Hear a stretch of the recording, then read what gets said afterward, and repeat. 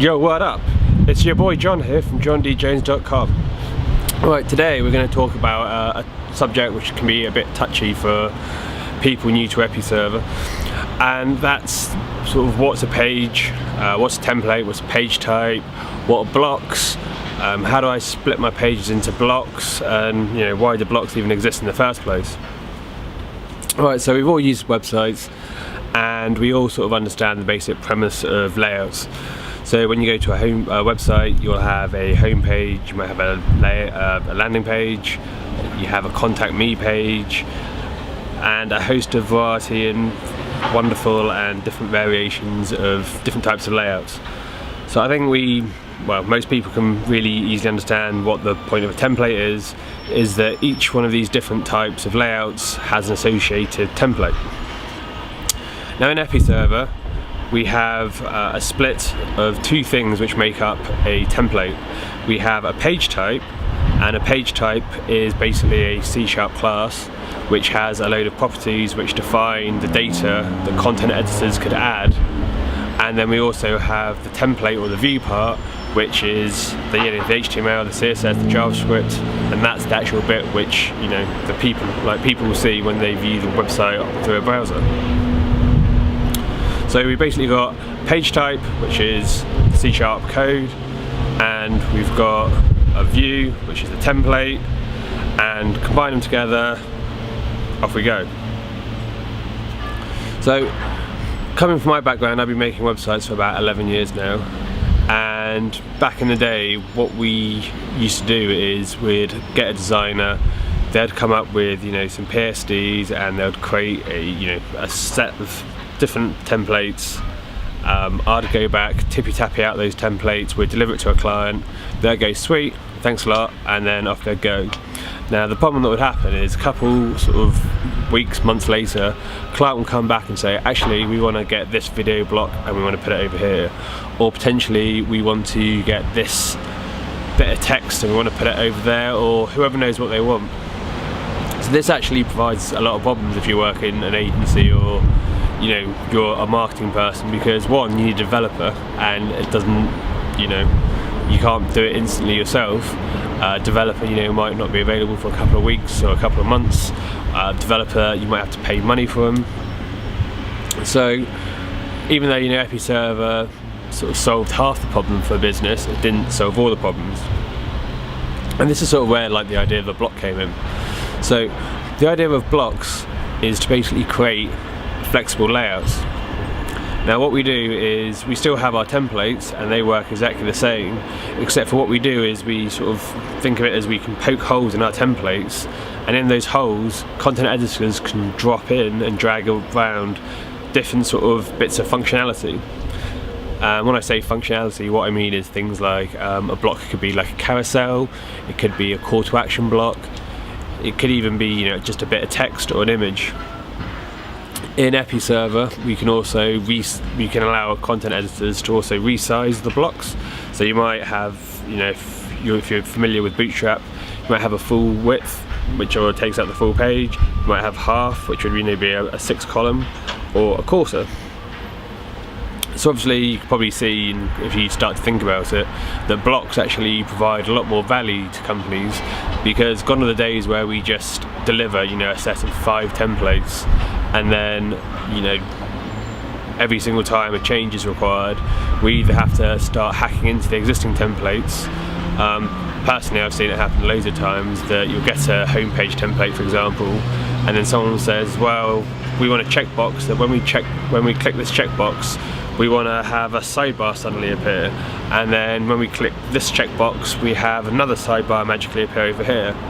And that sounds really good, but if you have a website and after a period of 5 years you're constantly sort of adding these little bits and bobs and these checkboxes here and there, what happens is people pretty much forget how the website works, and people live in this sort of constant fear that if they click this one little button, the whole website will work. I mean, I've definitely been into a lot of companies, and that's definitely been the case where the pages have started off pretty simple, and then after a period of time there's just hundreds of tabs, hundreds of properties, and it's half the reason why people want to rebuild their website. For me it's a bit of a winner because more money. So we've got our pages and we've got our blocks, and one of the first sort of mistakes that a lot of people make new to Episerver is thinking, brilliant, why don't we just make everything a block and then we'll just have this one template which will be a magic generic template that we can just put everything in. Now I can understand why you might think that, but it's probably not the best idea. One of the reasons why it's not really that great is because it just adds a load of complexity to everyone. So if you imagine you have a site and you want to write 1,000 content pages, if one of your pages needs 20 or 30 blocks to be added onto the page, think how long that's going to take the content editor to actually build a web page. 1,000 pages with all those clicks, it just makes it a bit unusable. People generally grumble, they'll moan about it. In terms of development, I think we can all understand, if you have one template, that's one SQL call. If you have 50 blocks on a page, you're making 50 sort of SQL calls. Not only that, if you're using 50 unneeded blocks, you've got 50 extra classes you have to write, 50 extra view models, 50 extra controllers, 50 extra views. So by creating more and more sort of blocks and trying to make it ultimately flexible, you're actually going to add in a lot more testing, content editing will take longer, you'll have more code to look after and maintain.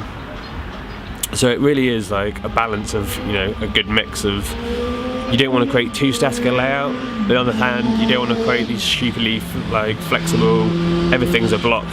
I've definitely sat down with clients and the first thing they sort of thought was, we're just going to have one template and everything else is going to be a block. And then, after sitting down and sort of going through this process and explaining that it's more for their benefit than it is for mine, that they should just go on with it. And, my advice to you would be, when you're designing things, stick more template and then really sort of look at which parts are going to be reusable. So a carousel, for example, a carousel is a perfect example of it might appear in multiple areas within your website. So the carousel is normally a good part of a block. If you've got a login page, for example, you don't ever want a content editor to be able to remove the login part of the login page, so keep that as a template. One of the hard things, I guess, when it comes to starting to Episerver is sometimes knowing when to keep a page and when to keep a block. It is a bit of experience. You just need, to go through the process a couple of times. And that's, if I'm assuming because you're watching this, that's appropriate to you. So my advice would be, try and keep more template, because it's much easier later on to potentially cut that out and move it into a block. Also, the other thing is, when you're splitting this up, don't be afraid to go and ask the people who are actually adding content. A lot of the times, it's that's the best way of finding out.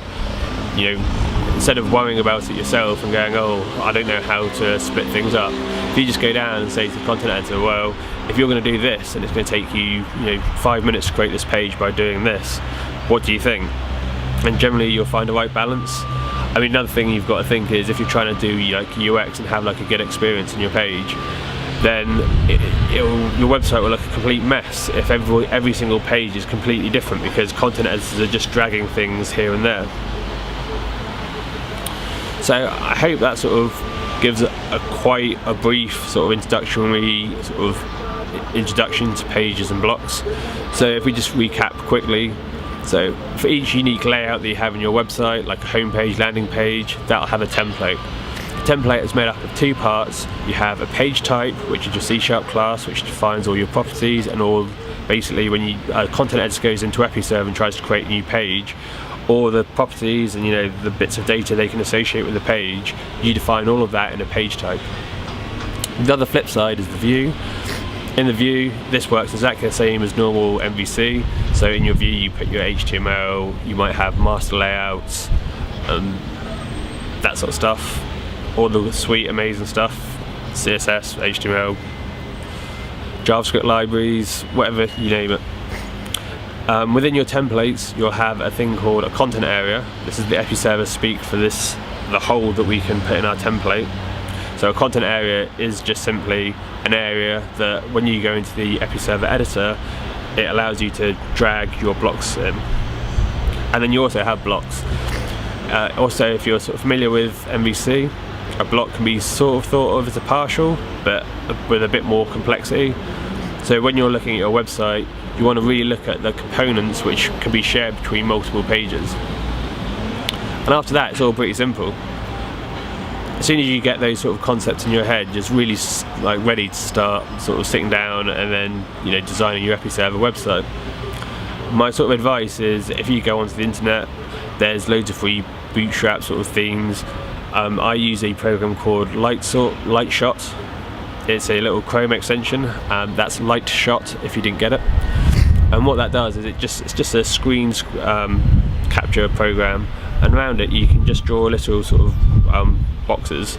So you can take a screenshot of your web page, of your design, and then in the sort of little editor it comes with, you can create blocks. You can create little boxes and colour them in. So what I suggest is you go through a page and then you start drawing little boxes around everything that you think will be a block. And it's a really good exercise to go through, you know, a couple of pages, or you don't even have to download a sample. You can go onto Google and just go through your favourite website and then start having a look at, you know, on each page, which components on that page do you think are going to be reusable, and those reusable components, they will be your blocks. And then for each of those components, just have a look at the sort of properties. So on a block you might have a title, you might have a description, you might have a picture. And when we start to get Episerver and break our page into Episerver a little bit more, that's basically the process we go through. Is we look at design, we figure out the templates, we figure out the blocks, and then we figure out the properties that we need to build the page types up. Right, I hope that all makes sense to you. Until next time, peace! Don't forget that if you want to, you can subscribe to this channel where there'll be other amazing deals. I've got a website, jondjones.com, where I've got loads of sort of freebie guides, introductory stuff. And if that's not enough for you, leave a comment below and I'll probably try and get back to you. Not promised anything.